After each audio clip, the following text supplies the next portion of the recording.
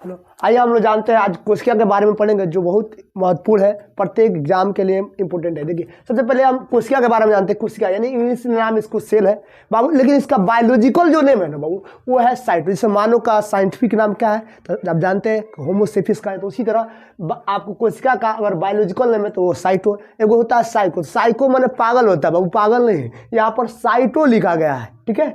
अब देखिए साइटो का यानी कोशिका का जो अध्ययन कराता है वो साइटोलॉजी कहलाता है, ठीक है बाबू।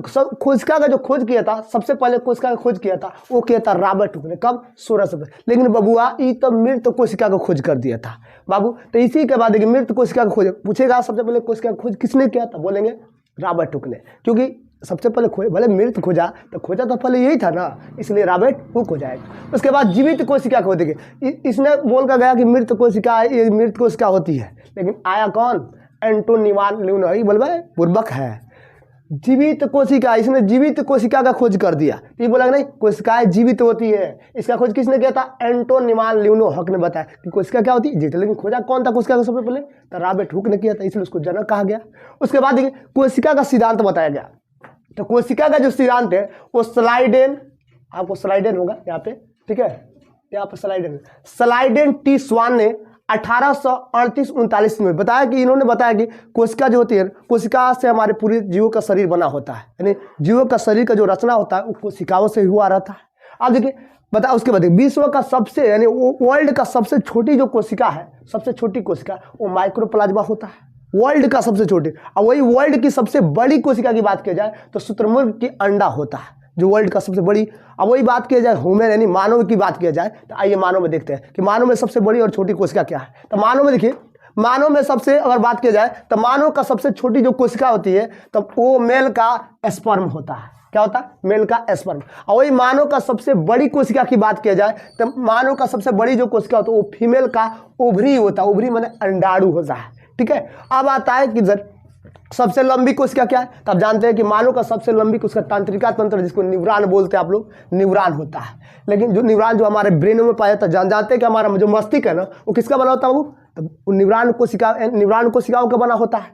अब देखिए बाबू कोशिकाओं में देखिए न्यूरॉन जो कोशिका होती है विभाजन रहित होता है, न्यूरॉन कोशिका में विभाजन नहीं होता है, यानी पुनः कोशिका का निर्माण नहीं होता है। एक बार न्यूरॉन अगर देख आज जानते हैं कि न्यूरॉन से हमारा काम ब्रेन बना होता है, इसलिए देखिए इसमें कोशिका विभाजन का मतलब देखिए कि मान लीजिए कि यहाँ पर हमने मारा, यहाँ पर कोशिकाएं मर गई, तब क्या होता है कि कोशिकाएं वहाँ पर फिर अगल बगल का जो जीवित कोशिकाएं होती है वो क्या होती है, फिर नए कोशिका के निर्माण करती है, यानी वो पुनर्वृत्ति करती है, यानी टूट जाती है दो भागों में। तो एक अपने खुद स्थान ले लेगी और दूसरा जो मरा हुआ जगह उसको वहाँ पर एक स्थान भर देगी, तो वो हमारा कोशिका पुनर्वृत्ति हो गया। यानी पुनः कोशिकाओं से कोशिका का निर्माण होना वही कोशिकाओं का पुनर्वृत्ति यानी विभाजन कहलाता है। तो ये क्या बोल रहा है बाबू, विभाजन रहित क्या होता है, न्यूरॉन जो कोशिका होता है वो विभाजन रहित होता है, विभाजन नहीं करता है, क्योंकि हम जानते हैं कि हमारा ब्रेन है वो न्यूरॉन कोशिका को। इसलिए पुलिस कहता है कि बबुआ तू और कुछ पहनो या ना पहनो लेकिन तू हेमलेट जरूर पहनो, ना तो एक बार अगर मस्तिष्क पर घाव लगा, ब्रेन पर घाव लगा, जिंदगी के लिए डिलेक्ट हो जाएगा।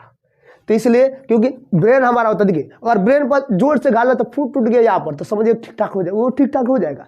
और जोर से घाव लगा तो मान ली हड्डी पर लगा, हड्डी टूट गई तभी ठीक ठाक। लेकिन बाबू ब्रेन जिस थैली में रहता है मेनिंजाइटिस थैली, अगर उस पर चोट लग गया तो बाबू अब उसको कोई ठीक नहीं कर सकता, क्योंकि उसकी वो न्यूरॉन कोशिकाओं का बना, न्यूरॉन में विभाजन रहित होता है, वो विभाजन करने की क्षमता नहीं होती है, वो बन ही नहीं पाएगा।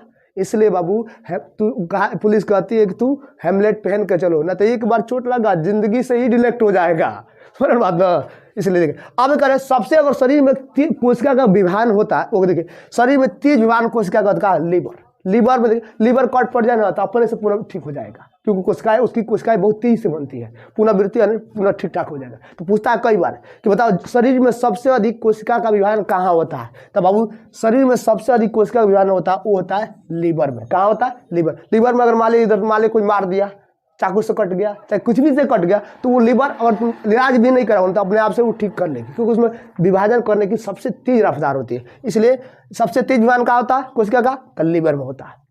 आप जानते हैं कि हमारे कोशिका शरीर की रचना हुआ कैसे है। देखिए आप जानते हैं कि अगर दीवार, देखिए ईंट, आप ईंट देखें, ईंट। अब ईंट से बनता क्या बनता है वो, दीवार बने। तो देखो ईंट से दीवार बनेगा तो उसमें अभी सीमेंट लगता है, मसाला भी लगता है ना। तो बाबू हम मानते हैं नॉर्मल ईंट से भी दीवार बनाया जा सकता है ना। तो देखिए हमने कहा कि ईंट से दीवार बनाया जाए तो थोड़ा सा कमजोर होगा, लेकिन दीवार तो बन जाएगा ना। तो देखिए ईंट से जिस प्रकार बनता है दीवार, और दीवार से बनता है कमरा, और कमरा को और सिस्टम तरीका सजा दीजिएगा तो बन जाएगा घर, यानी घर समझते हैं ना, घर बन जाएगा। उसी तरह देखिए हमारे शरीर में रचना कैसे होता है। पहले हमारे शरीर में होता है कोशिका मिलकर बनाती है ऊतक, और ऊतक मिलकर बनाता है क्या, ऊतक मिलता है तो बनता है अंग, अंग जब पूरा मिल जाता है तब जाकर बनता है शरीर। यानी कहने का मतलब पहले कोशिका बनती है, कोशिका से ऊतक का निर्माण यानी हड्डी उड्डी बनता है, और हड्डी के बाद अंग मतलब आकार नाक, ये सब जब सिमेट्रिक तरीका से सज जाता है तब हमारा किसकी रचना हो जाती है, हमारी बॉडी की रचना यानी हमारे शरीर की रचना हो जाती है। आइए अब इसके बाद हम पढ़ते हैं कोशिका का अंग पढ़ेंगे, कोशिका के कौन कौन सी अंग है। चाहते इसका एक स्क्रीनशॉट ले लीजिए। अब आता है कोशिका झिल्ली। देखिए कोशिका झिल्ली क्या होता है, तो ये कोशिका झिल्ली जो होता है ना वो पादप और जंतु, तब कितना आप सोचते हैं पादप जंतु क्या। देखिए पादप और जंतु इसमें कैसे पहचाने, पादप के देखिए पादप क्या होता है, जंतु का जो एक के जगह पर रहकर हिलता डुलता है, एकदम खाली ऐसे हिले डुले तो समझिए वो पादप है, यानी पेड़ पौधा। आज जो गति करता है दौड़ता है ऐसे तो समझिए वो क्या हो गया, वो हो गया जंतु। समझ रहे बात ना। तो देखिए कह रहे कि पादप और जंतु, तो कर देखिए जो कोशिका झिल्ली जो होती है ना वो पादप और जंतु दोनों में पाया जाता है। देखिए इसमें यह हमेशा प्रोटीन की बनी होती है, झिल्ली किसकी बनी होती है, प्रोटीन का। इसमें कोशिकाओं का सभी अंग इसमें स्थित रहता है, कोशिका का जितना भी अंग होता है सब इसी झिल्ली में स्थित रहता है। कहने का मतलब ये एक झिल्ली हो गई, ठीक है। अब झिल्ली कोशिकाओं का जितना, देखिए मान लिया हम लोग भी जाते हैं मार्केट, आप मार्केट करते होंगे, मार्केट जाते कहते हैं कि सबसे पहले कोई सामान खरीदते कहते हैं झिल्ली लेते हैं। अब झिल्ली में लेते हैं तो झिल्ली में कहते हैं मान लीजिए मार्केट से कहते लहसुन खरीदे, चीनी खरीदे, प्याज खरीदे, गोभी खरीदे, ऐसे पूरी की पूरी ले लेते हैं उसमें झिल्ली में इकट्ठा। तो उसी तरह कहता है कि इस झिल्ली में कोशिका का सभी के सभी अंग होता है। इसलिए जैसे हम लोग झिल्ली में सामान खरीद लिए उसी तरह यह कहलाता है कोशिका झिल्ली। इसको हम प्लाज्मा झिल्ली के नाम से भी जाना जाता है, ठीक है। अब आता है इसके बाद के कोशिका भित्ति क्या होता है। तो कोशिका भित्ति समझिए, देखिए अब कोशिका भित्ति केवल पाया था ओनली प्लांटों में पाया था, नहीं पादपों में पाया था। अभी ये क्या होता है, तो ये भी झिल्ली ही है। देखिए क्या होता है, जब मान लीजिए जब हम अब सामान कोई खरीदते हैं तो मान लीजिए खरीदते हैं ढेर सारा, और ढेर सारा सामान खरीदते हैं तो उसको क्या ऊपर से एक दोहरी झिल्ली लगा देते हैं ताकि वजन जास्ती भारी होता है। क्या होता है, दोहरी झिल्ली लगाते हैं ना।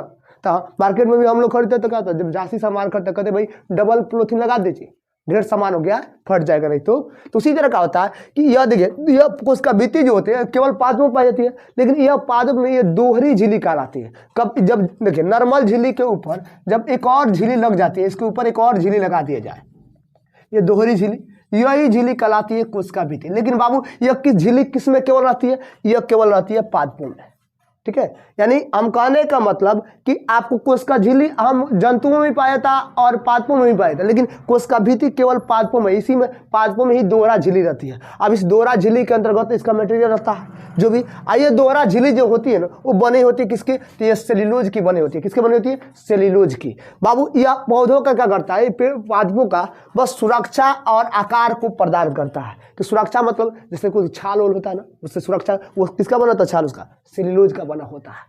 आकार मतलब कितना बढ़ना है कितना चौड़ा है सब इसी पर निर्भर करता है, ठीक है। पेड़ कितना मोटा होना है कितना पतला होना है, अब जैसे भी उस मोटा पतला जो भी हो वो किस पर निर्भर करेगा, उसका सेल्यूलोज। जितना सेल्यूलोज फैलेगा झिल्ली बड़ा होगा उतना ही मटेरियल उसमें अधिक रखेगा, और जितना झिल्ली छोटा रहेगा तो उसमें मटेरियल कम रहेगा, वो पेड़ पतला होगा।